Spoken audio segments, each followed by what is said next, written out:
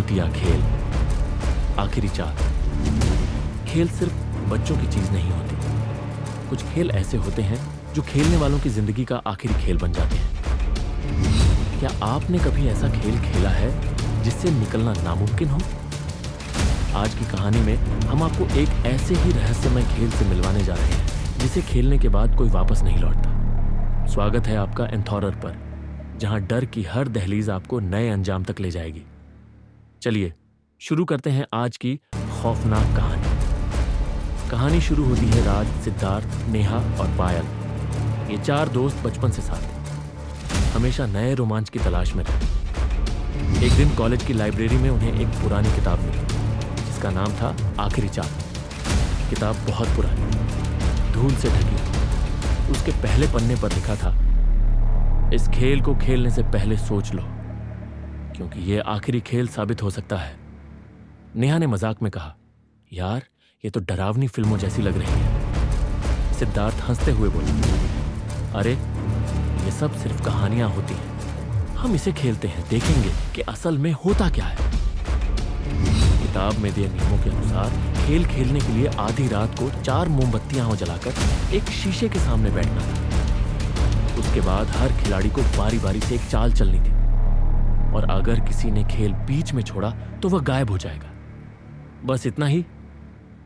रात्रि 12 बजे खेल शुरू। चारों दोस्तों ने स्टोर रूम में मोमबत्तियां जलाईं और शीशे के सामने बैठ गए। किताब के अनुसार पहले खिलाड़ी को अपने नाम के पहले अक्षर पर मोमबत्ती के पास रखी लकड़ी को घुमाना था। पहला रास्ता। उसने आर पर लकड़ी घुमाई। मोमबत्ती की लौ जोर से हिली और सबने इसे हवा का झोंका समझकर नजरअंदाज कर दिया। फिर सिद्धार्थ की बारी आई। उसने एस पर लकड़ी घुमाई। अचानक शीशे में हल्की दरार पड़ गई। सबने घबराकर एक दूसरे को देखा, लेकिन कोई रुका नहीं। अब नेहा की बारी। उसने एन पर लकड़ी घुमाई। तभी शीशे में उनके पीछे एक परछाई दिखी। लंबे बाल, बिना आंखों वाली शक्ल, सफेद झीनी साड़ी में कोई खड़ा था। ये क्या था? पायल घबराकर चिल्लाई।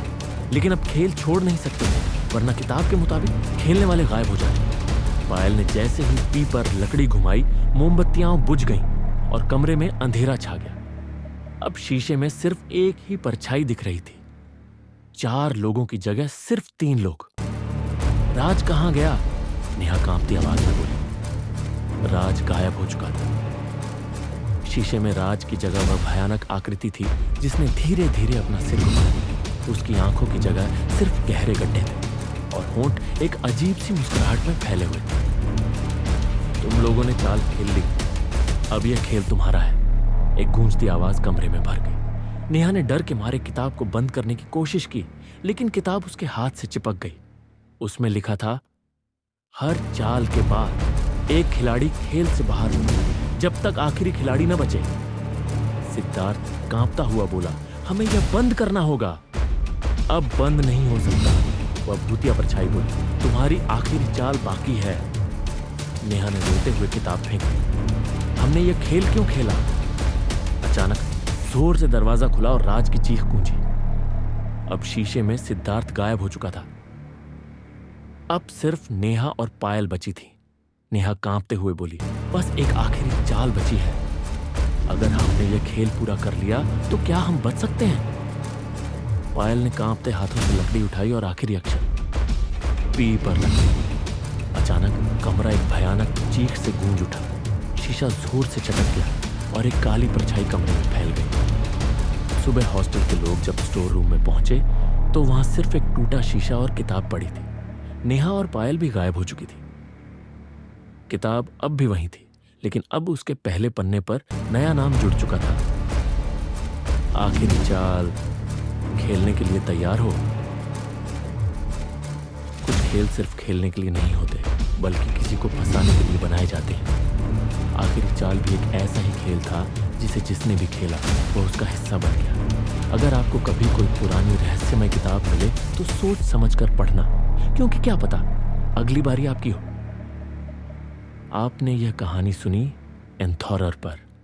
अगर आपको यह कहानी पसंद आई तो वीडियो को लाइक करें, चैनल को सब्सक्राइब करें और अपनी राय कमेंट में बताएं।